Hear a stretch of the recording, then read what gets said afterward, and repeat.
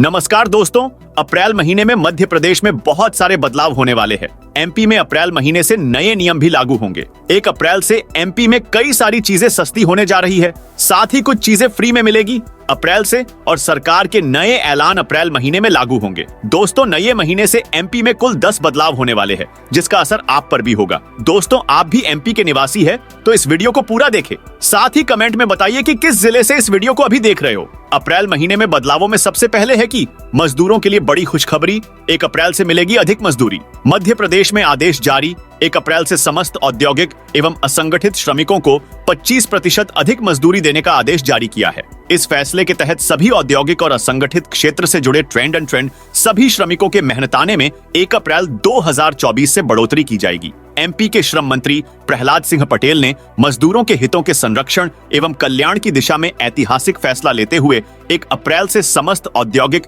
एवं असंगठित श्रमिकों को 25% अधिक मजदूरी देने का आदेश जारी किया है। इस फैसले के तहत सभी औद्योगिक और असंगठित क्षेत्र से जुड़े ट्रेंड एंड ट्रेंड सभी श्रमिकों के मेहनताने में 1 अप्रैल 2024 से बढ़ोतरी की जाएगी। साल 2014 के पश्चात प्रदेश में पहली बार मजदूरों का वेज रिवीजन किया गया है। श्रमिकों के कल्याण की दिशा में यह निश्चित रूप से एक क्रांतिकारी निर्णय है। इसके अलावा अगली अपडेट है कि गोल्ड और उसके आभूषण खरीदने वालों के लिए जरूरी खबर, 1 अप्रैल से लागू होगा बड़ा बदलाव। केंद्र सरकार ने सोना और उसके आभूषणों की बिक्री और खरीद से संबंधित नियमों में बड़ा बदलाव कर दिया है। बदलाव के अनुसार 1 अप्रैल 2024 से गोल्ड और उसके आभूषणों पर अनिवार्य से रूप से हॉलमार्क की यूनिक आइडेंटिफिकेशन नंबर होना चाहिए। अगर ऐसा नहीं होता है तो वह सोना बाजार में बेचा नहीं जा सकेगा। इसके अलावा दोस्तों, 1 अप्रैल से बढ़ जाएंगे 800 जरूरी दवाओं के दाम। दर्द निवारक, एंटीबायोटिक्स और संक्रमण रोधी सहित आवश्यक दवाओं की कीमतों में 1 अप्रैल से मामूली बढ़ोतरी देखी जाएगी। थोक मूल्य सूचकांक में सालाना बदलाव के अनुरूप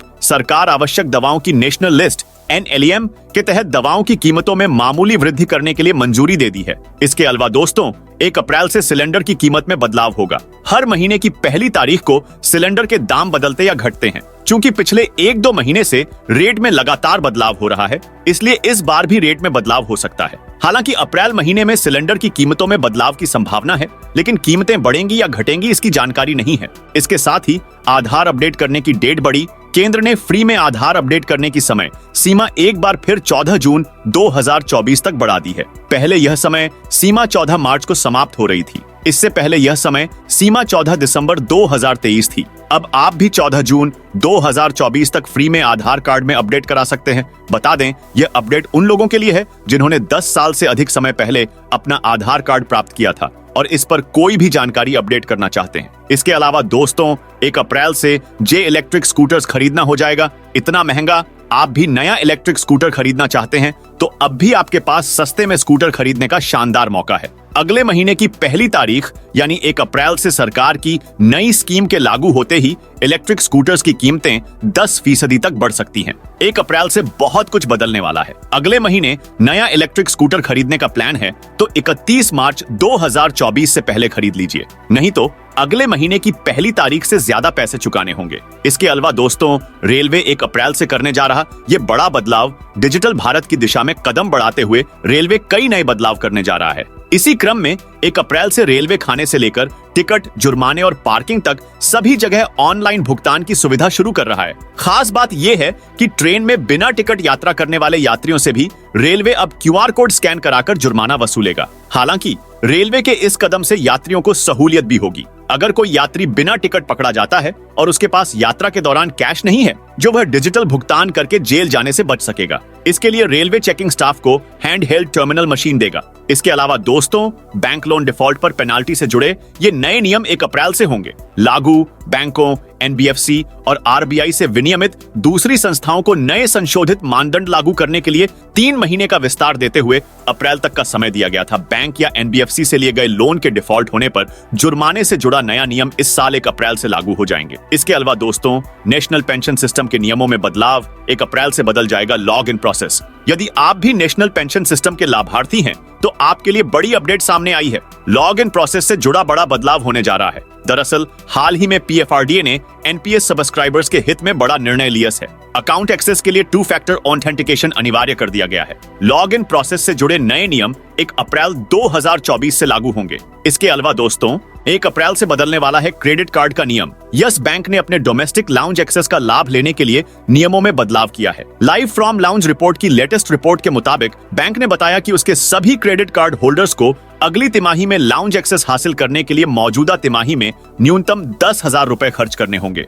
लाउंज एक्सेस सुविधा के तहत खास लाभ दिए जाते हैं। इसमें खान पान, वाईफाई सुविधा, नहाने और आराम करने के लिए एयरपोर्ट लाउंज सुविधा शामिल है। इसके अलावा दोस्तों आरबीआई लेकर आया बिल पेमेंट के नए नियम 1 अप्रैल 2024 से होंगे लागू। भारतीय रिजर्व बैंक आरबीआई ने बिल पेमेंट की प्रक्रिया को सुव्यवस्थित करने, भागीदारी बढ़ाने और ग्राहक सुरक्षा तय करने के लिए रिवाइज मानदंड जारी किए हैं। ये निर्देश 1 अप्रैल 2024 से बैंकों, NPCI, Bharat bill pay limited और अन्य नॉन बैंकिंग पेमेंट सिस्टम पर लागू होगा। भारत बिल पेमेंट प्रणाली बीबीपीएस एक इंटीग्रेटेड बिल पेमेंट प्लेटफॉर्म है जो UPI, internet banking, card, cash और प्रीपेड पेमेंट साधनों का उपयोग करके कई माध्यमों से बिलों का पेमेंट करने में सक्षम बनाता है। इसके अलावा दोस्तों बढ़ी हुई यूएससीआईएस फाइलिंग फीस 1 अप्रैल 2024 से प्रभावी होगी। 31 जनवरी 2024 को प्रकाशित एक अंतिम नियम के तहत एक नया यूएससीआईएस फाइलिंग शुल्क शेड्यूल रोजगार आधारित वीजा याचिकाओं यानी